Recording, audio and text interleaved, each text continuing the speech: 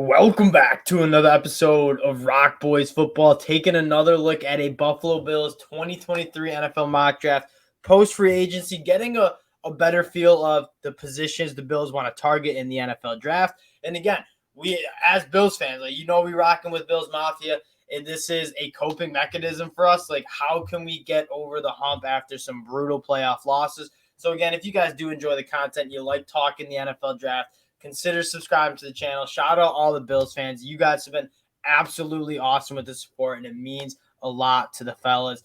Dill, without further ado, let's get into this draft. And how are you're Brandon Bean here? You're Big Baller Brain. How are you focusing, or what are you kind of taking a look at to improve this team in this draft? I mean, if you can't get tougher on both fronts, defense and offense, Yeah. and probably the biggest issue is solve the right tackle spot, which is I'm not sure Spencer Brown's the long-term fit. I mean, that position's been giving us some major problems for a while. Obviously, we got to keep Josh healthy, and then just addressing the defensive line, especially on the interior. It's just I feel like both lines are so weak at this point. It's just holding everything back. And I think it's the physicality. Like, outside of Deion Dawkins, like Mitch Morris is getting old. I like the Conor McGovern signing. Like, I think he'll be solid on the interior, but I agree, especially when you're the Bills and you're trying to win big time playoff games in Buffalo in January. It's really important to be physical up front. And I think that's just what the Buffalo Bills lack. And that is certainly the positions that you're taking a look at. Now, at 27, guys that we really like, Anton Harrison would be a phenomenal get. Brian Brzee would be a phenomenal get. Those guys are off the board. Myles Murphy's another guy I'm taking a look at. Dill, wide receiver is still a position that, Gabe Davis just hasn't really made that next step for us. And I don't think people talk about enough that, yes, the Bills' offense is awesome. It's primarily awesome because of Josh Allen and Stephon Diggs. Like, there's not really many tools around those two that can provide some playmaking ability. Now, I'm big on a guy like Khalil Shakir, but like Deontay Hardy, Trent Sheffield, like, they're not going to solve that. Would you be taking a look at a wide receiver if a guy like Zay Flowers is on the board here? Honestly, to me, I don't even think there's a question it's Darnell Wright, because I think the right tackle spot is so bad right now in Buffalo, and it's the depth even is like really horrific as well.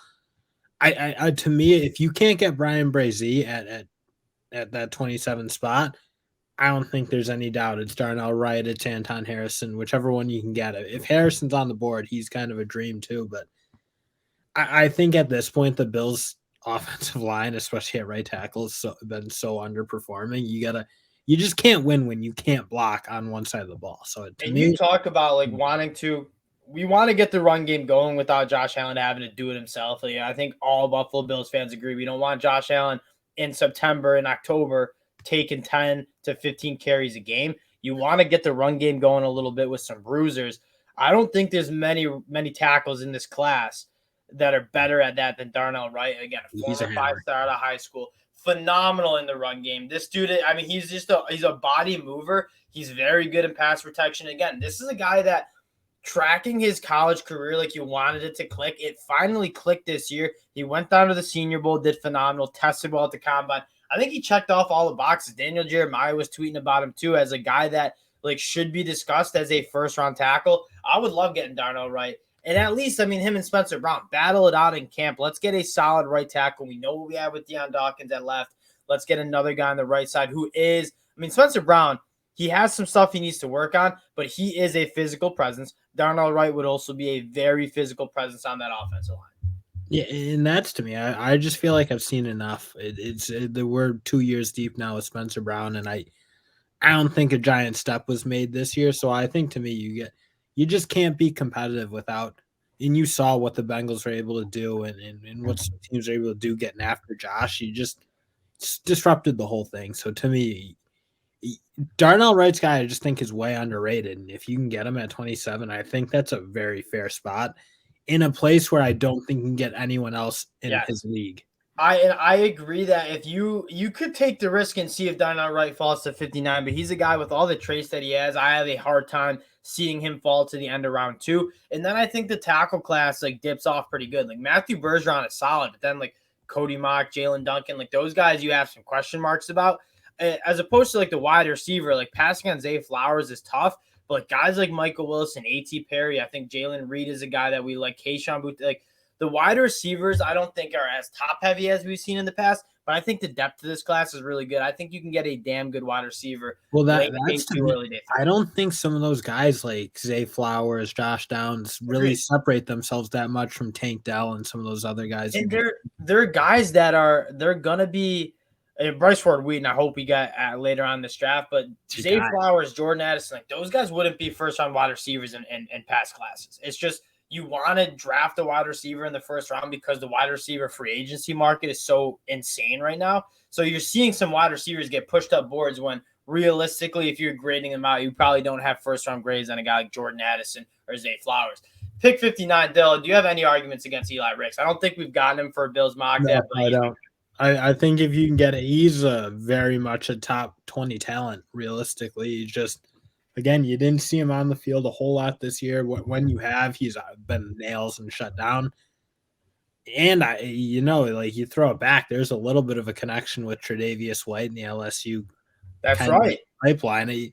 If he can go get with Tre'Davious White and like kind of become a pro, it's like that'd be a really nice spot because again, that's another spot that I don't think the Buffalo Bills have totally figured out. I don't want to trot out Dane Jackson anymore. Like as much as I liked it, in Eli Ricks, as you said it best, like a top 20 talent. You look at the advanced stats of 45.3% or passer rating when targeted, 31.6% completion percentage. The big questions are he transfers from LSU as a former 5-star. He had 4 interceptions his true freshman year. Then he transfers to Alabama in 2022, gets in some off the field stuff. Nick Saban suspends him. When he gets on the field eventually, I mean, that is some of the best cornerback tape you've seen. And I think Eli Ricks is getting pushed on boards for a couple of reasons. One, this cornerback class is absolutely loaded. And so you're seeing some really good guys get pushed on boards, kind of opposite from the wide receiver group. And then again, Eli Ricks just hasn't really played much. He's dealt with some injuries. But in terms of talent, you're getting a first-round talent caliber player at the end of round 2. I think that makes too much sense, especially when you look at some positions you want to fill. Dill, there's one other position I do want to fill, though, linebacker. I mean, Matt Milano, I love him. Tremaine Edmonds obviously getting shipped off to Chicago. Dodson, Bernard, like I liked Bernard out of Baylor. I don't know if I want him starting. You want to take a look at the linebackers here? That to me, you just need some more competition in that room. Agreed. Yeah, I think you want a guy who plays a little more heavy than what maybe some of the guys like Terrell Bernard's an undersized. He's a smaller linebacker himself. I mean, I don't love this linebacker class, which is a tough part. The guy I think fits the best is Jack Campbell, and I think if you can get him at that second round pick, I think that's not a bad pick. Frankly, he's definitely not going to make it to their third round pick. No, but him in the second, it depends on who's there, but I don't mind that. And at this point, I still like Owen Popo, I should say. And I was gonna say you're gonna go with Noah Sewell. Obviously, is a buzz name for a lot of fans in the sense that you saw him in first round mocks heading into the college football season. Noah Sewell, I just really struck. It almost seems like he should be playing edge because in space he's just not good enough. If you're getting exposed in space at college, you're gonna get exposed in the NFL. He's just too big. He's too stiff to be an NFL linebacker. Owen Popo, on the other hand, is an absolute freak. A 4.3, 940. And again, the thing with Owen Popo is he's a little bit small, but he does not play small. Like this dude is an absolute thumper. He's 6 foot 225. He runs a 4.3, 940, which is absolutely insane when you talk about sideline to sideline speed. He's dealt with injuries, but he's another former 5-star that has the traits. He plays extremely tough for a guy who's 225. Well, I know he's a little small, but he is a heavy player. It's not necessarily looking for the size. It's just like, are you a guy who likes playing in the middle and banging? Because Matt Milano, he's a guy he wants to be in space. That's where he excels. I think getting a guy who wants to play that heavier style in the middle, I think makes a lot of sense, frankly, because again, the Bills have had their moments of not being able to play the run at all. So I think Owen Popo would make a lot of sense here. And he's a guy that if the argument I'd have against him is maybe you can try to take a whack at him in the 4th round. I think he'll again, you might have him there, but at that point, taking the risk because I don't think there's much else that I think. You see, the problem is I do think, and I know exactly who I'm going to bang the table for here, but the risk with that is you take a look at the line. For one, this linebacker off-ball backer class is just not very good, and if the Bills have pigeonholed themselves into one spot, I do think it's the linebacker spot. Like there needs to be another body in there. And you look at the guys who are going to be around in day 3, like Cam Jones struggled with injury. Ventrell Miller, I just don't think is the athlete enough. And then it gets ugly. Like I don't think this linebacker class has that depth. I think if you want to get a solid backer, I think it has to be at the end of day 2. Yeah, no, I agree with that. So if you get there, you probably got to take your shot at Bill, it. I'm gonna see if we're on the same page here. You talked about physicality in the trenches. Who's jumping out at you? Come on. I mean, it's got to be Keandre Coburn, and this is a good spot for him. I don't think he's quite the pass rusher to take in maybe the second round type pick, Agreed. but I actually think he's a little underrated. I mean, he's not quite the athlete maybe to be an elite pass rusher, but there were times like you look at that Bama game, you saw he can push pockets, he can do that stuff. He's not gonna like dominate like Aaron Donald type pass rush where he's just beating guys clean, but he is a pocket pusher. I think he's obviously really tough in the run. And then talk about physicality. Keandre Coburn has that in spades. Like this dude will stand up any double team you see, and you know why. He's a fire hydrant, right? 6'2", so he's playing with phenomenal pad level and leverage at 332 pounds. That is, I think, a perfect fit for the Bills. Like you want to get into 3rd and longs, you got to stop the run, and especially like you got a Matt Milano, maybe Owen Popo. You want those guys playing clean, so you want an interior defensive lineman who's going to eat up double teams, not letting those guards and centers work up to the next level. I think Keandre Coburn is about as perfect as it gets for a guy like that. You want it. The best thing you can do if you have a weak linebacker group, you want to help your linebackers, go get a big dog defensive tackle, and I think that's exactly what Keandre Coburn is. Yeah, no, I very much agree with that pick. Early round 5, I have one other guy I want to shout out, Bryce Ford Wheaton. So Dill, and again, I'm not trying to like monopolize all these picks, but Gabe Davis hasn't necessarily been that breakout guy who can stretch the field vertically like we brought him in from UCF, right? I think he's been solid at points, but I think you want a little bit more. You want a guy who is 6'4", 220 pounds, and then on top of that, 40-inch vertical, runs a 4.38 40 in Bryce Ford Wheaton. I think he's like a perfect guy. If Gabe Davis getting into that rookie deal, maybe not a guy you want to bring back. I think Bryce Ford Wheaton is sitting there at 6'4", 220 that really could do that job. Yeah, and again, just a different top end level of speed than what Gabe Davis has. And I'm not quite as down on you about Gabe Davis. I thought he's played pretty good in Buffalo. He's been solid. He hasn't taken a step though. I agree with that. Like, maybe I'm a little bitter because you hurt my fantasy team, but I don't know. Yeah, I could tell there was something. It had to be fantasy or something. But I'm kind of with you. I don't think it's a bad idea to get another wideout because even beyond Gabe Davis, there's not a ton of guys who can work on the edge, and especially in Buffalo, like there's a lot of slot type wideouts. Khalil Shakir, obviously, was drafted more to be in the slot, so I don't think adding another guy to that outside group is a bad idea. And I hate to make like a DK Metcalf comp, but you saw so many teams just overthink it. Like, oh, like he had a bad 3 cone. Like, don't overthink a guy who is 220 plus pounds, runs a sub 4.40. Like, go take a guy who's that special. Like the guys who are 6'4", 220 who run 4.38s, they don't grow on trees. I think, especially early round 5, like go take a stab at a guy who's extremely athletically gifted in Bryce Ford Wheaton. I think that pick would make a lot of sense. Again, you got a guy with an absolute hose like Josh Allen. Get a guy who can go stretch the field and use it. And again, Bryce Ford Wheaton's a guy that, you want a guy who can stretch the field vertically. Gabe Davis is good at it, but he doesn't have that top end speed. Bryce Ford Wheaton has that and has the top end speed. Yeah, I agree with that. I think for here, I kind of want to see the lineman again. I don't think this is a bad spot to take another offensive lineman. And if McClenny Curtis is on the board, I'm going to have a field day. And he's not. That's brutal. I'm not gonna lie, I don't totally know who that is, but Chattanooga, he's my guy. He's my guy. He's more of a guard, right? He's more of a guard, 100%, but he's like a swing tackle. I think he would play guard for the Bills. That's what I'm thinking. Yeah, no, I gotcha. Alex Forsythe didn't make a lot of sense with Mitch Morse getting up there in age.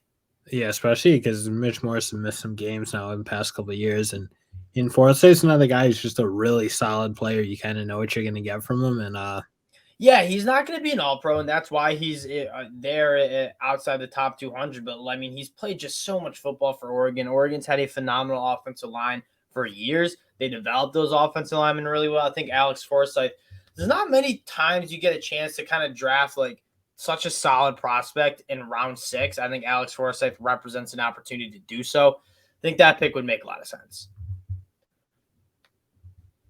Let's see how PFF grades us out here. This is probably my favorite mock draft we've done for the Buffalo Bills. They don't give Keandre Coburn an A+. It's like rigged or something, because that's like that'd be such an easy pick, I think. Yeah, I'm interested to see what we get graded out. If there's like one, I think we did a damn good job, to be honest. I mean, I loved it. Darnell Wright will probably get a low pick because like PFF doesn't like him like we do. But man, would that just make so much sense? Yeah, they couple apps on there. Couple apps for the boys. So, C+. That's crazy. Well, let me expand on the Darnell Wright pick a little bit because like I think we mentioned it earlier. If you want a beast on that tackle, so you want some physicality. Like Darnell Wright's about as nasty and as freaky as it gets in the trenches, and especially like you're looking for a right tackle. Darnell Wright's played right tackle. He played left tackle in 2021. Didn't look as good when he was playing right tackle for Tennessee. Like he was absolutely nails. Very very good in the run game as well.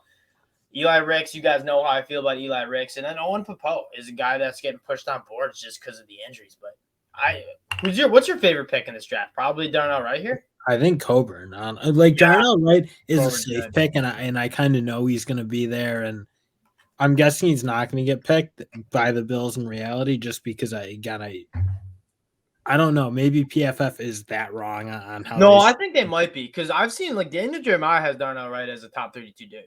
Well, I mean, I'd love it because again, I'm sure my feelings have been made known about how the right tackle spot has performed the past 2 years, but I just think he's a guy you kind of know. He's played so much college football now for Tennessee, and a guy who's steadily gotten better. So you kind of trust that his process is working. Like he's turned into a really solid player from a 5-star recruit, but maybe had some struggles early in his career. But to me, Keandre Coburn's I think getting him in the 4th round would be a really nice spot. I think he could easily go 3rd round type player. I think he had a really good year this year, and his film's awesome. Yeah, no, and just for what the Bills need, they need somebody tough in the middle, and they need to be able to push pockets and let Von Miller kind of work. That's probably gonna be the recipe to see. I'm more like I see Keandre Coburn as like I think too many teams are being able to run for 4 or 5 a pop on us. Yeah. And so we're getting to these 3rd and 3s where we can't really ask Von Miller to pin his ears back because they can run the ball too.